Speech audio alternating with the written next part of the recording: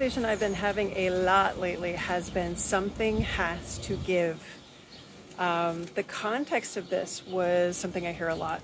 Moms that are pregnant with number 2 or number 3, usually not number 3 because they figured it out, but they're pregnant with number 2. Number 1 is anywhere between 18 months up. It's actually harder when they're younger. Abby, come on. And inevitably, they had been dealing with symptoms like leakage, or pelvic pressure. Everyone's fine.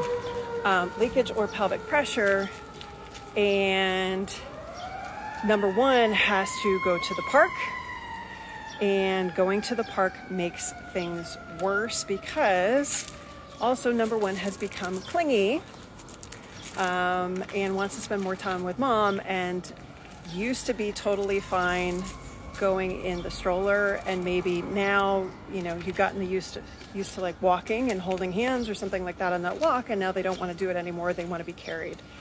And I have some serious conversations with these moms, and I start it by saying, please remember that I have 2 children, and just because they're older doesn't mean that I don't remember those times, because they're very traumatic. And the solutions that I have come from a place of knowing. It's not from just a place of, okay, this is what you need to do from a physical therapy's perspective. No, like, this is the shit that we got to do. So when I have conversations with mom, and again, it's easier when the kids are a little bit older, because 2 to 3, they want to be helpers. It doesn't mean they're actually helping. They're not. They want to be helpers. So you can introduce options, and you need to give them choices, because it's not like they know what they're talking about. And you need to give one of them that you know is going to work. To be like, hey, you know what? We're going to go stroller today. Maybe you don't go in the stroller, but maybe you push it, because guess what? Mommy can't carry you. Because the leakage is going to get worse. Abby, good Lord, she wants to smell all the things. Or if, walking to the park increases heaviness, or you've got to walk around the park and be on top of your kid that whole time, maybe instead of walking to the park, now you have to drive. So it's one of those things that you've got to pick and choose. And I hate to be the bitch here, but you have to choose. There's no way, one, you can get through a day without taking your kid to a park. True story. But you have to choose, like, if you're going to be walking around the park with your kid or following them around so they don't fall or hurt themselves, then you're going to have to figure out, okay, well, does that mean that we just don't walk to the park? Maybe that means that we drive, or maybe that means instead of normally we've gotten away from the stroller, maybe that means that we take the stroller now, and maybe just the kid pushes the stroller or has the option to sit in the stroller on the way home. But if you know that carrying your kid to and from the park makes your symptoms worse, you got to take it out, or have a conversation with your OB about a pessary. And I'll be honest, most OBs aren't going to be up for having that conversation, just because it's not something you're used to doing. So you have essentially 3 options. 1 is you change your day. 2 is you change nothing and suffer. Or 3, you have a conversation and hopefully have a proactive OB that's willing to help you navigate this and give you a little bit of support.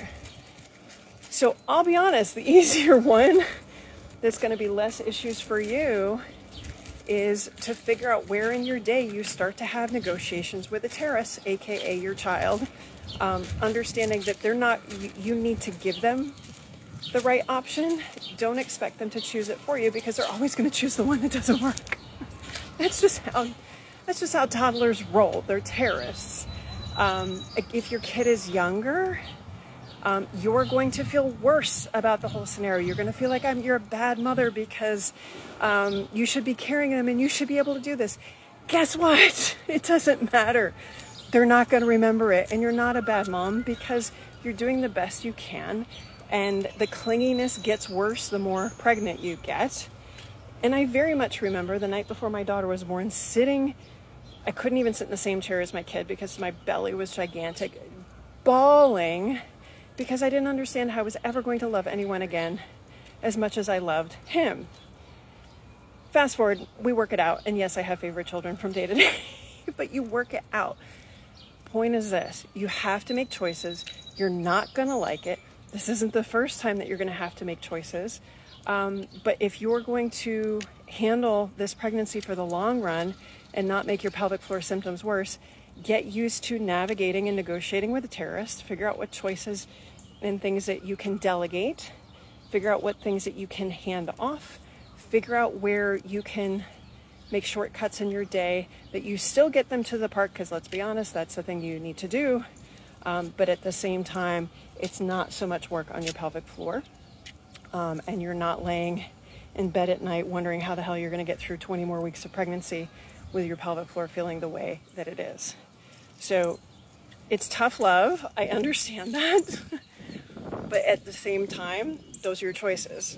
I wish it was better. I wish it was something different. Those are the choices that we have. So the sooner you can start to kind of figure that stuff out, then your pelvic floor feels better. You don't feel like a bad mom. You stop giving yourself the guilt trip and you get through your day.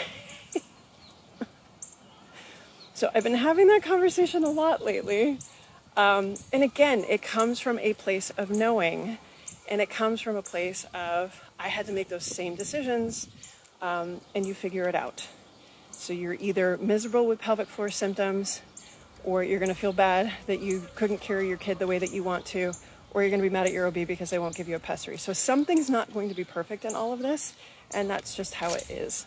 So let me know if you've been in this situation before, what advice you've been given, how you've navigated it, and throw me your guilt trips, because I want to hear those too. Like, what guilt trips are you giving yourself? Because ultimately, we're the ones standing in the way of making a choice and figuring out that decision. But those decisions have to be made, unfortunately. That's the tough part of having a couple of kids.